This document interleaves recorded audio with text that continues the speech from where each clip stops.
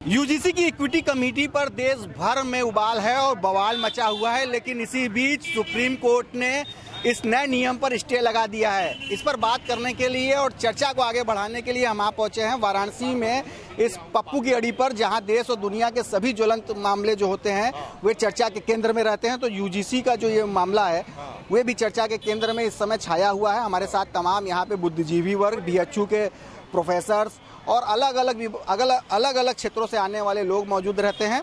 चाय पर चर्चा हो रही है। ये बताइए कि सुप्रीम कोर्ट ने आखिरकार इस पर स्टे लगा दिया है। देखिए, सुप्रीम कोर्ट ही अगर हमको बचाएगा तो हम फिर मोदी और बीजेपी के साथ क्यों रहें? हर एक चीज को हमारी सुरक्षा सिर्फ सुप्रीम कोर्ट करे। हमने आपको अपनी सुरक्षा के लिए चुना था और इस तरह से डिस्क्रिमिनेशन का बिल ले आ रहे हैं और हम ही से पूरा डिस्क्रिमिनेशन हमारे साथ हो रहा है। हमको आप शिकार बनाना चाहते हैं, ऐसा उस बिल में है। बहुत सारे लोगों ने एक्सप्लेन किया, पढ़ा, हमको महसूस हुआ कि नहीं, ये बिल्कुल गलत है। ये तो और उपेक्षा को और बढ़ावा देने वाला बिल है। और कैसे बौद्धिक लोग, या तो आपके पास सलाहकारों की कमी हो गई है। आप अच्छे सलाहकार रखिए, शिक्षाविद, जो कभी डिस्क्रिमिनेशन होने ही नहीं देंगे। आप रिजर्वेशन दे रहे हैं, हम सारी सुविधा। बार बार ये कही जा रही है कि वोट बैंक की राजनीति के लिए सब हो रहा है, डिस्क्रिमिनेशन का सवाल ही नहीं है। कहीं ना कहीं जो ओबीसी और बैकवर्ड जो हैं, बैकवर्ड SC/ST वोट बैंक को निशाना साधते हुए सब निर्णय लिए। विकसित भारत की परिकल्पना को आप बंद कीजिए। आप कभी विकसित राष्ट्र नहीं बन सकते। अगर हायर एजुकेशन को इस तरह से क्रश कर दिया जाएगा तो आप कुछ नहीं कर सकते, तो हमेशा दूसरे के ऊपर डिपेंड रहेंगे। ठीक है, तो इनका कहना है कि आखिर में सुप्रीम कोर्ट तक जाने की नौबत ही क्यों आ रही है, वहाँ पे स्टे लग रहा है। और ये जो सुप्रीम कोर्ट ने निर्णय दिया है, स्टे लगा है, इसको किस तरह देख रहे हैं सर? अपना परिचय देते हैं। सुप्रीम कोर्ट ने सही निर्णय लिया है, मैं उसकी सराहना करता हूँ, क्योंकि यह जो यूजीसी की इक्विटी एक्ट है इसमें कुछ खामियां हैं और विश्वविद्यालय में देखिए अनेक तरह की खामियां रहती हैं और उसका सुधार भी होता रहता है। तो इसमें जो तरह तरह के पुराने नियम थे उन नियमों को थोड़ा सा इसमें जोड़ा गया। जैसे SC/ST के अधिकार की सुरक्षा के लिए या किसी भी तरह के मानवाधिकार या अन्याय हो तो उसमें उसकी सुरक्षा के लिए पहले से कानून था 2012 से। अभी 2026 में जो संशोधन हुआ उसमें ओबीसी को जोड़ा गया है। देखिए, कई तरह के टेंशन हैं विश्वविद्यालय में। एक टेंशन तो यह है कि जो विद्यार्थी बड़े पैमाने पर आ रहे हैं, अब डिग्री से काम चलने वाला नहीं है, बेरोजगारी की बड़ी फौज खड़ी हो रही है। तो इसमें विद्यार्थियों के बीच भागम भागी है। आरक्षण है लेकिन नौकरियां नहीं हैं, तो आरक्षण का कोई मतलब नहीं है। ऐसे में जाति और धर्म का टेंशन विश्वविद्यालय के भीतर रोजगार के मसले को लेकर के आ रहा है कि कौन विद्यार्थी ज़्यादा सफल हो, कौन PhD करे नहीं करे, तो ये सब भेदभाव बन रहे हैं। हाँ, इसमें सुधार की ये ज़रूरत है। मुझे तो लगता है कि ओबीसी जो कौम है उसको वो लगभग सवर्ण के बराबर हिंदुस्तान में आ गया है।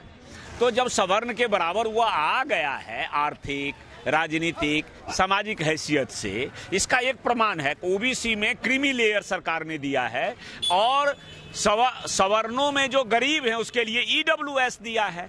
यानी एक समाज उठा है और दूसरे समाज में भी गरीबी और दूसरी स्थितियां हैं। तो ऐसे में सरकार को यह भी देखना चाहिए संसद से जो जातियां ओबीसी की जनरल के बराबर हो गई हैं, राजस्थान में है, यूपी में है, बिहार में भी, उत्तर भारत में बहुत सारी जातियां हैं जो अब हैसियत रखती हैं जनरल की, उनको जनरल में ले आना चाहिए। और जो आर्थिक और राजनीतिक दृष्टि से वहां है वो रखना चाहिए वहां पे। उसी तरह से इसमें संशोधन, कई तरह के अमेंडमेंट जो हैं, जैसे अज्ञात नाम उसमें रखा जाए, उसको ज्ञात किया जाए। ओबीसी में जिन जातियों जहां उत्पीड़न की संभावना है उसको किया जाए।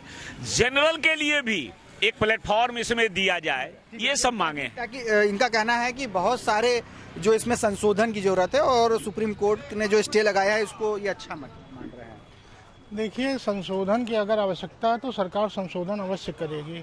ऐसा नहीं कि सरकार सवर्ण विरोधी है। आपको पता होगा कि पहले से SC/ST एक्ट लागू है, तो पूर्व की सरकारों में SC/ST एक्ट का बड़ा दुरुपयोग हुआ, सवर्णों के साथ बड़ी ज्यादतियाँ हुई। लेकिन जब से मोदी सरकार सत्ता में आई है तब से SC/ST एक्ट का दुरुपयोग बंद हुआ है। तो ऐसा नहीं है कि सरकार सवर्ण विरोधी है। सरकार सवर्णों के हित में जो भी जरूरी कदम होगा निश्चित रूप से उठाएगी। ठीक है। तो सुप्रीम कोर्ट के स्टे के बाद हम यहाँ पप्पू की अड़ी से लोगों की प्रतिक्रिया ले रहे हैं कि जो सुप्रीम कोर्ट ने इस पूरे मामले में स्टे लगा दिया है उस पर आखिर यहाँ के काशी के लोग क्या कहेंगे। इस तरह का स्टे लग गया है, सुप्रीम कोर्ट ने इस पूरे UGC के मसले पर स्टे लगा दिया है सुनवाई के दौरान, तो क्या कहेंगे ये जो निर्णय लिया गया है वो सही है कि इस पर सरकार को पहले ही कुछ करना चाहिए था कि कोर्ट तक मामला न जाए? देखिए, अभी कोर्ट ने संज्ञान लेके और कोर्ट में जो पिटीशन फाइल हुई उस पर अगर कोर्ट ने आदेश रोक लगाई है तो कुछ सोच समझ के लगाई होगी।